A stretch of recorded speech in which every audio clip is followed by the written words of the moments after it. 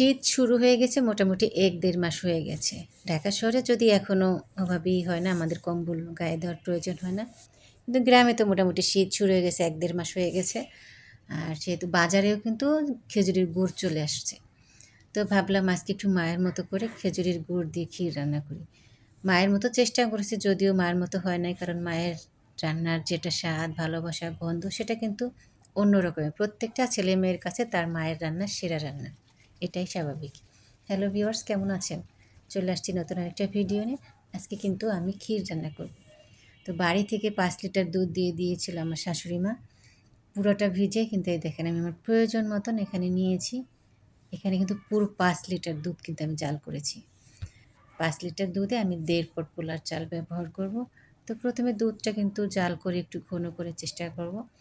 আর আমি একটু গোটা গরম মশলা আর হচ্ছে তেজপাতা দিয়ে দিয়েছি। এই ১ পট দেওয়ার পর আমি হাত দিয়ে ২ মুঠ চাল এই যে দিয়ে দিয়েছি ধুয়ে। অবশ্যই দুধটাকে একটু জাল করে ঘন করে তারপরে দিবেন। আর এখানে কিন্তু আমার মা সবসময় একটা জিনিস দেখতাম, সে পায়েস রান্না করলেও সে ২-৩ মানে একটা দুধ দিয়ে সে রান্না করে না, মানে শুধু গরুর দুধ দিয়ে রান্না করে। সে হয় গুঁড়া দুধ ব্যবহার করে সাথে, আবার কিছু ক্ষেত্রে গুঁড়া দুধ, কনডেন্স মিল্ক সবই ব্যবহার করে। আর এই যে একটা টেকনিক শিখে রাখেন, পায়েসের জন্য, ক্ষীরের জন্য, পিঠার জন্য, যে জন্য আপনি খেজুরের গুড় ব্যবহার করেন, গুড়টাকে আলাদাভাবে একটু পানি দিয়ে জাল করে নেবেন। কারণ গুড়ে অনেক সময় ময়লা থাকে, এটা তখন এটা নিচে চলে যাবে। আর এটা একটু গরম করে নিলে কী হবে জানেন? পরবর্তীতে আপনি দুধের সাথে মিশিয়ে নেওয়ার আগে কম পরিমাণে দুধ নিয়ে, কম পরিমাণে গুড় নিয়ে একটু মিশিয়ে দেখবেন, যদি ফেটে যায় তাহলে আর ব্যবহার করবেন না। আর যদি ঠিক আছে তাহলে ঠিক আছে। দিয়ে দিলাম কিন্তু 1/2 কাপ পরিমাণে গুঁড়ো দুধ। ঠিক আছে? তারপর কিন্তু আমি আরও ব্যবহার করব, সেটা হচ্ছে কনডেন্স মিল্ক। এই দেখেন। কনডেন্স মিল্কটা দেওয়াতে কিন্তু মিষ্টিটাও বাড়বে, স্বাদটাও বাড়বে। পুরোটা দেবো না, অল্প একটু রেখে দেবো জাস্ট, কারণ আমার অন্য আরেকটা কাজে লাগবে সেজন্য, নাহলে পুরোটা দিয়ে দিতাম।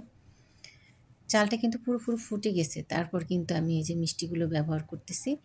আর এটা জাল দিয়ে আরও কমাবো কিন্তু। আর হ্যাঁ, আমি কিন্তু মাঝখানে আরও দুধ দিয়েছি 1/2 লিটারের মতন, কারণ আমার মনে হচ্ছিল যে ঘন হয়ে যাবে। এখন দিয়ে দিলাম বেশ কিছুটা কাজু, কিশমিশ আর হচ্ছে কাঠবাদাম কুচি। এই দেখেন, আমি বলেছিলাম না গুড়টাকে একটু দুধের সাথে আলাদাভাবে মিশিয়ে দেখবেন।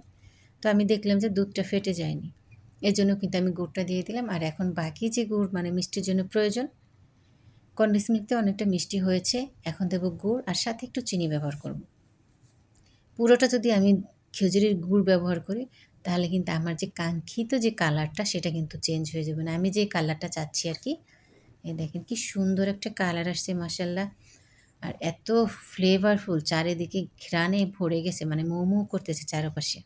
তো রান্নাটা কেমন লাগলো আমার মায়ের হাতের ক্ষীর? অবশ্যই জানাবেন। সবাই ভালো থাকবেন। আল্লাহ হাফেজ। আসসালামু আলাইকুম।